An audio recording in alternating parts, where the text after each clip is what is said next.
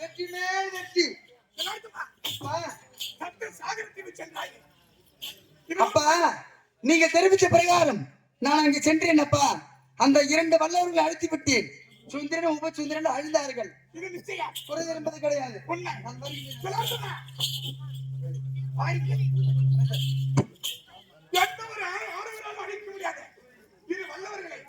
நான் ஒருவனே தனித்து சென்று அழித்து விட்டேன் என்று இருக்கிறாயே, இதை நான் எப்படி நம்புவது? ஏப்பா நான் போனேன், அந்த அரக்கர்களை சந்திச்சேன், தனித்தனியாக சந்திச்சு 2 பேரும் ஒன்னா சேர்த்தேன். அண்ணன் கரத்தா தம்பி சேர்த்துட்டா, தம்பி கரத்தா அண்ணன் சேர்த்துட்டான். அவங்க வாங்கிய வராதானே?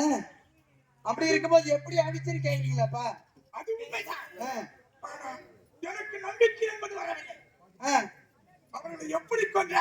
ஓ நான் எப்படி? ஏன்னா தேவரால 3 நாளையும் அடிக்க முடியாதவர்களை நீ எப்படி சென்று அடித்தால் அப்படி என்று உங்களுக்கு சந்தேகம். உங்க சந்தேகத்தை நான் இப்ப தீர்த்து வைக்கணும். நான் எப்படி போனேன், நான் எப்படி ஆடினேன், எப்படி பாடினேன், அதே போல இங்க ஆட கண்டு பாட வேண்டும். இவ்வளவுதானே? அமருங்கப்பா.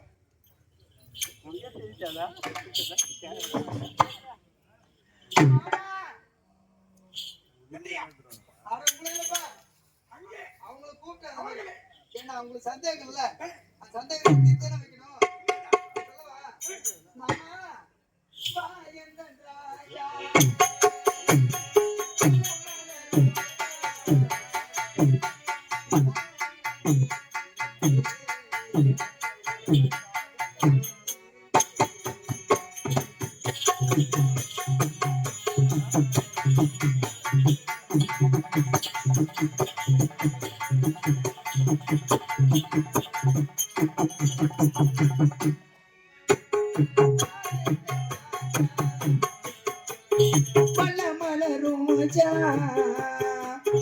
நான் உன்னை நினைத்திருந்தேன், நான் உனக்காக தவித்திருந்தேன் மாயந்த ராஜா.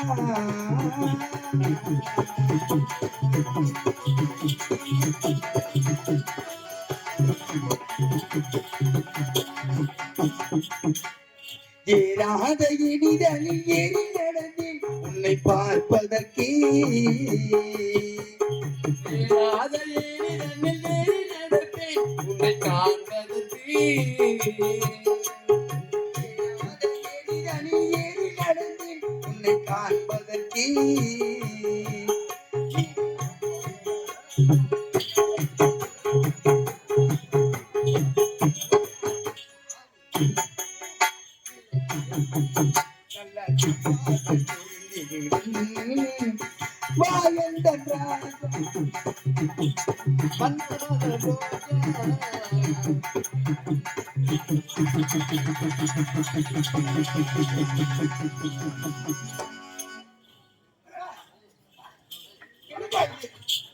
ஒரு மகன் என்று பாராமல் இப்படி என்னை கட்டி அழைக்கிறீர்களே நாயப்பா.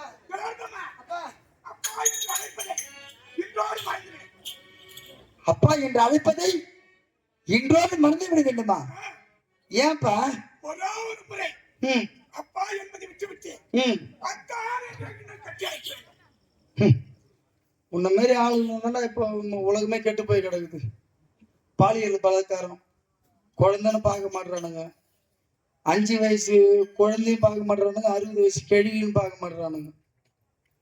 பாலியல் பலாத்காரம் அவங்க உள்ள போறாங்க தெரியுமா? வெளியே வர முடியாது. அப்பா அப்படி இருக்கும்போது ஒரு பெண் என்று பாராமல் என்னை கட்டி அணைத்து முத்து தலைவன் கேட்கின்றீர்களே, உங்களுக்கு மானம் இல்லையா, இளமில்லையா, சூடு இல்லையா, சுரமை இல்லையா?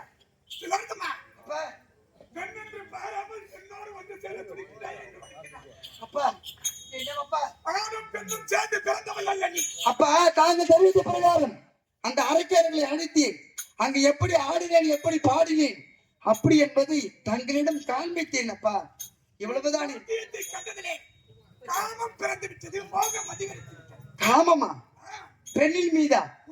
பெண்ணின் மீதா தந்தைக்கு காமம்? நானா உன்னை ஈன்றெடுத்தேன், என்னால் படைக்கப்பட்டவள். அதனால ஒரே ஒரு முறை நான் என்று ஆசை கட்டி அழைத்து ஒரே ஒரு முத்தங்களை படி. அப்பா என்ன படிச்சுட்டீங்கப்பா, தீர்த்துக்கப்பா, என்ன விடுங்கப்பா, நான் போயிடுறேன்ப்பா. சந்திரனை உமிழ்ந்த நெற்றி கருசை மாற்றிய புருவம் படர்ந்த கூந்தல் கட்டுக்கடல் அங்கராடு அங்க நடை செவ்வாழை தொடை இவை அனைத்தும் ஒன்றாக இருந்து பார்க்கிறேன். எத்தனையோ உயிர்களை படைத்திருக்கிறேன். ஆனால் உன்னை போன்ற ஒரு பேரழகை நான் பார்த்ததில்லை. இப்பேற்பட்ட அழகி என்னை எப்படியெல்லாம் வர்ணிக்க தோன்றுகிறது தெரியுமா? உன்னை இன்றைக்கெல்லாம் பார்க்கலாம்,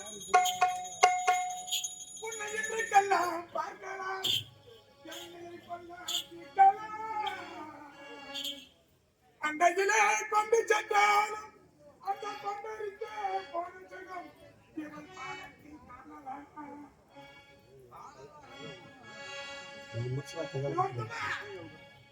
காதல் மனோதரி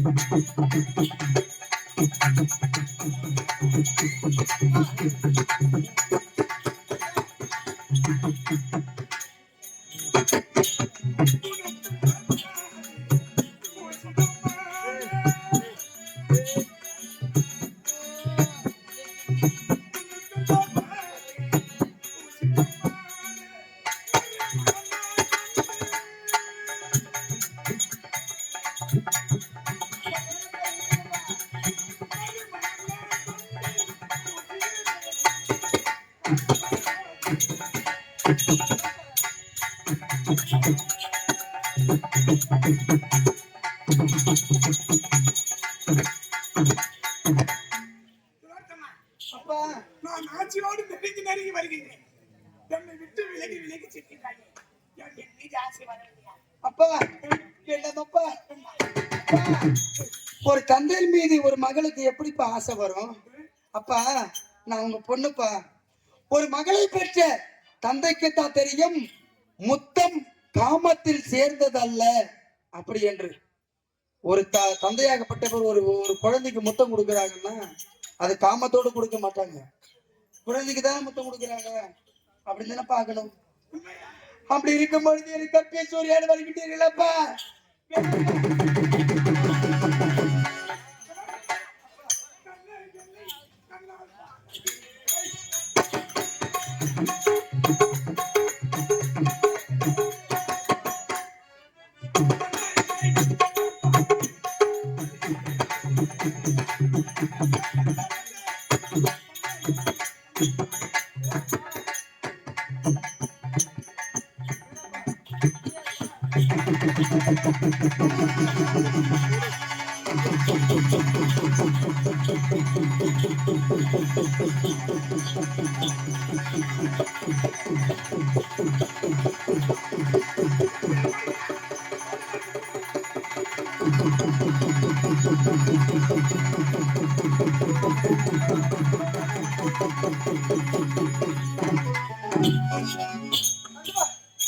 என்ன இது?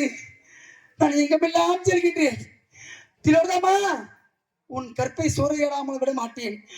அப்படி என்று என்னுடைய தந்தை என்னை துரத்தி கொண்டே ஓடி வருகின்றாரே, நான் என்ன செய்வேன் ஆண்டவா? இறைவா, நான் எங்கு செல்வேன்? எனக்கு யாரு இருக்கின்றார்கள்? உற்றார் உடையவர் யாரும் கிடையாது. எனக்கு தெரிந்ததெல்லாம் கைலாயவாசன் பரமன், அவருடைய மனைவி பார்வதி தேவி. அதோ தெரிகின்றது கைலாயம். கைலாயம் செல்கின்றேன். ஒரு பெண்ணின் மனது பெண்ணுக்குத்தான் தெரியும். புறப்படுகின்றேன். என்னுடைய கவலையை அந்த தாயிடம் முறைக்கின்றேன். அம்மா, அம்மா, தாயே.